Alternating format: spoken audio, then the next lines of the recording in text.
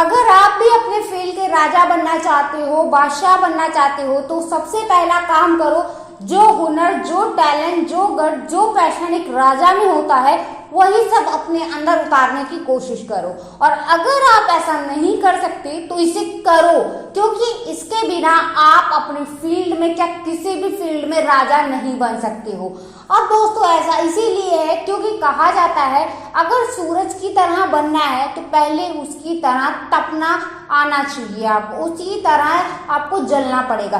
ठीक उसी तरीके से अगर आपको अपनी फील्ड का राजा बनना है तो आपको राजाओं वाला हुनर आना चाहिए।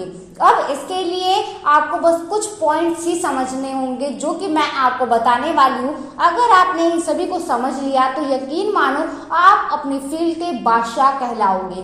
तो दोस्तों चलिए जानते हैं फटाफट से वो चीजें क्या है। सबसे पहली चीज है आपको अपने अंदर गट्स लाना पड़ेगा। आप जो भी काम कर रहे हो A to Z किसी भी फील्ड का हो, चाहे जॉब हो या फिर बिजनेस हो या फिर पढ़ाई हो या कोई भी काम A to Z, आपको उसमें उतरना पड़ेगा, इतना गट्स रखना पड़ेगा कि मैं इसे कर सकता हूँ, मैं इसे करके दिखाऊंगा। अगर आप में ये चीज नहीं है तो इसको अपने अंदर आज ही लाइए, क्योंकि बिना गट्स के कोई भी चीज ज्यादा सक्सेसफुल नहीं हो सकती है। और गट्स के साथ साथ अपने अंदर इतना बिलीव रखिए कि दुनिया एक तरफ होकर अगर कहती रह जाए तुम ये चीज नहीं कर सकते, तो आप उसको कहो मैं ये कर सकता हूँ और आप इसे करके दिखाइए।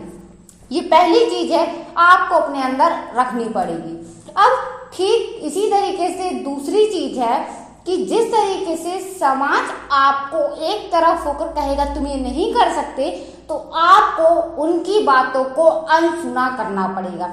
आपको पता है राजाएं, जो राजा होते थे वो प्रजा की बातों को सुनते थे, समझते थे, लेकिन करते वो अपने मन की थी, जो उनको इच्छा होती थी, जो उनके हिसाब से सही होता था। तो कभी भी लोगों की बातों में आकर के अपने डिसीजन को, अपने प्लान को दूसरों के लिए चेंज मत करिए।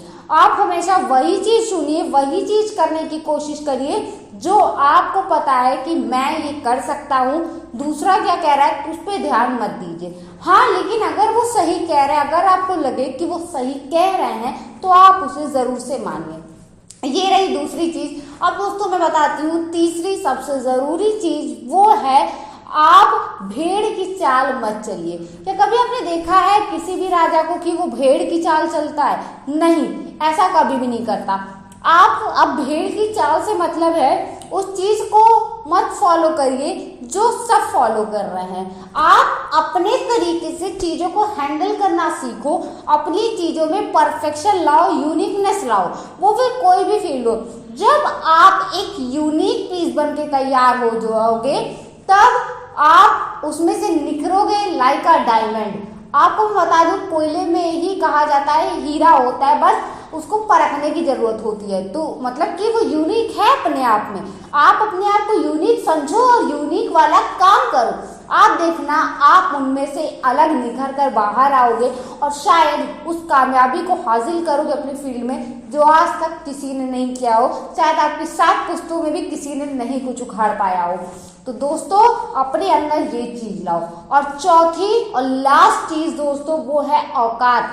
आप अपनी औकात, अपनी हैसियत बनाने की कोशिश करो। हमेशा पीछे मुड़ के कभी भी मत देखो, क्योंकि दोस्तों जब जहां जिसकी जैसी हैसियत होती है लोग उसे वैसा ही ट्रीट करते हैं।